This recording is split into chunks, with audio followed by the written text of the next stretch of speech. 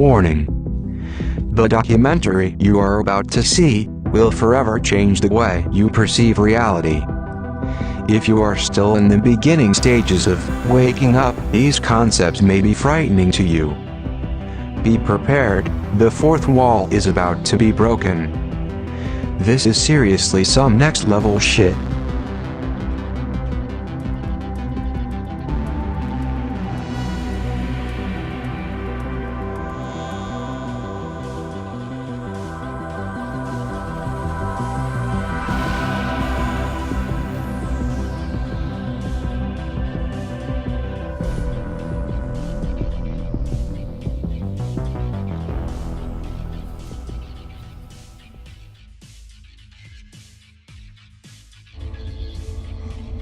A remarkable number of previously healthy men were dying in their sleep, and on autopsy, no cause of death could be found.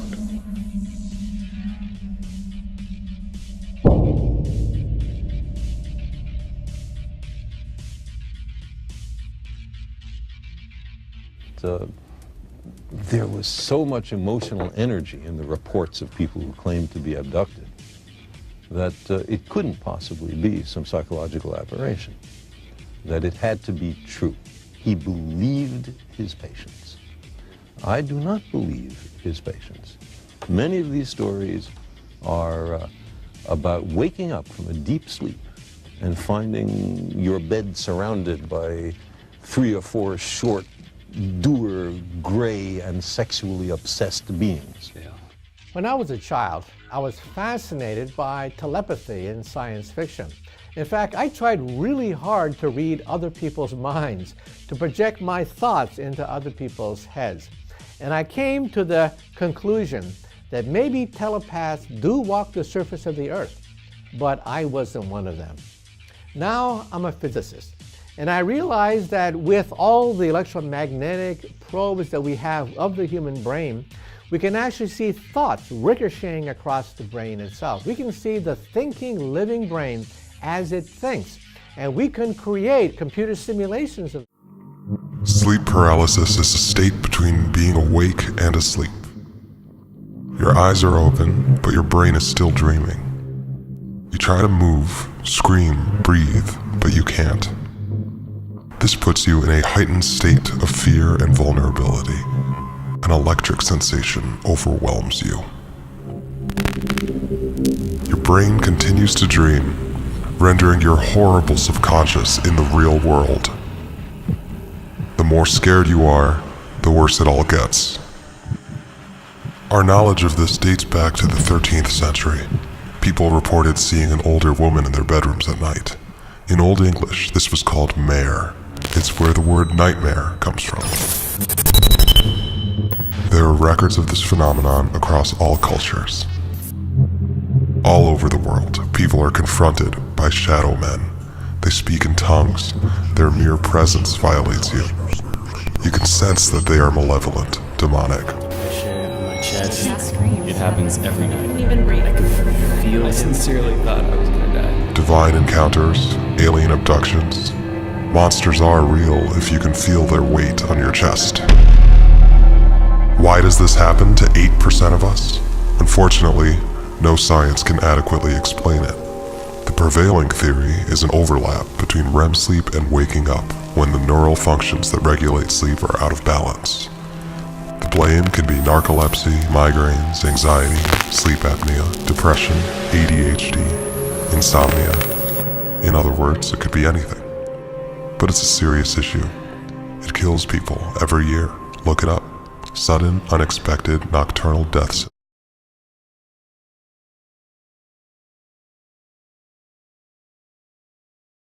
A decision was made at the highest levels of the CIA to do testing on unwitting Americans. It was here that the first halting steps toward mind control began.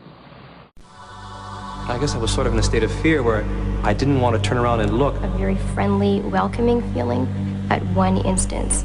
I was starting to feel very anxious and very cold. The outlines of a human body, almost complete and total panic. Very visual experiences.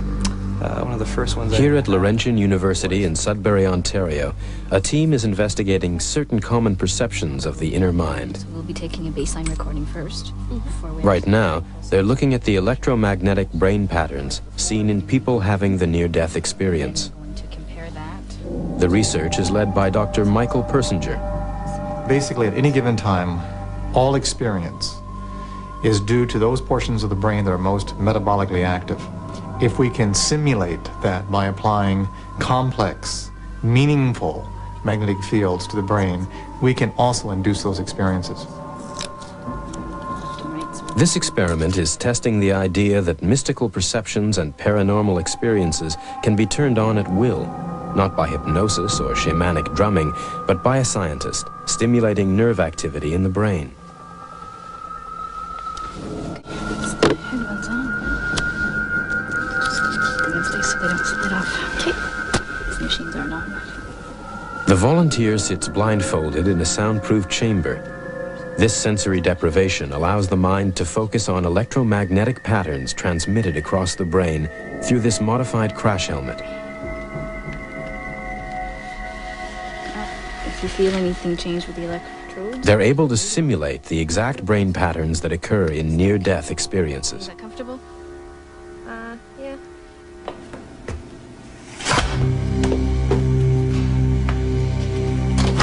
Dr. Persinger hopes the research will benefit psychotherapy.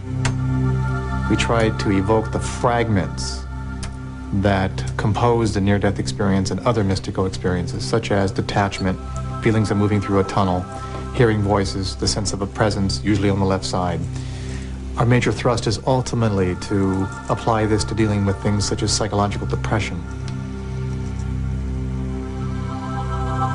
After a while, I remember feeling that there was someone else in the room with me, almost looking over my left shoulder. It was all I could do to not turn my head and want to look.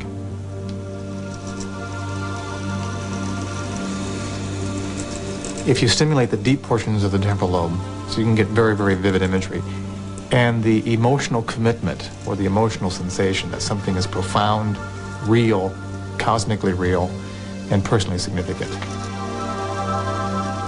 It's a male voice, but it's like really, really far away. As if you can just sort of like catch a tone. You can't really hear. You can tell that it's someone talking. You can distinguish that. But you can't make out any kind of words or anything like that. What we've been doing recently is generating words as magnetic patterns. And even though the person isn't hearing it through their ears, their brain is interpreting it. So they're actually having fragments of experiences as if they're hearing it when in actual fact it cannot be. These experiences are so strong, they're utterly real for the person who has them. They can be as profound as a religious conversion, yet we can generate them with a machine. These mind games are beginning to shed their secrets. The scientist becomes the shaman. But where are the limits? What else can people be made to believe? Well, one thing that's really clear, you can control the person's experiences, and they don't know they're being controlled. That's why this technology is a potentially powerful one and has a two-edge to its sword. As a tool of science, this technology may bring us valuable new understandings of the obscure depths of the human mind. But there's a dark side. In the wrong hands, could it become an instrument of power, a means of oppression? If we're not careful, will mind games one day become mind control?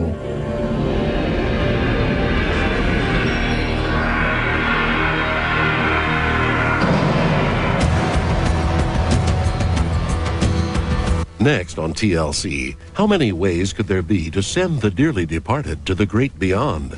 Science Frontiers is deadly serious. Then, it's a peek into the secret life of the telephone.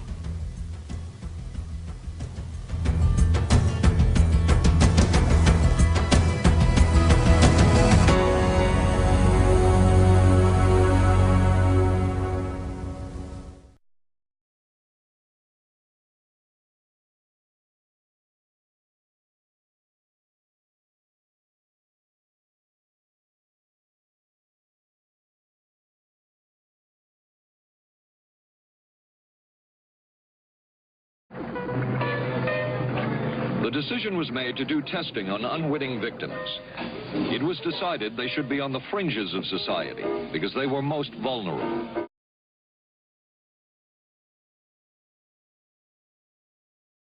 Why is it that some people think that this can kill? Well, first of all, it feels like you're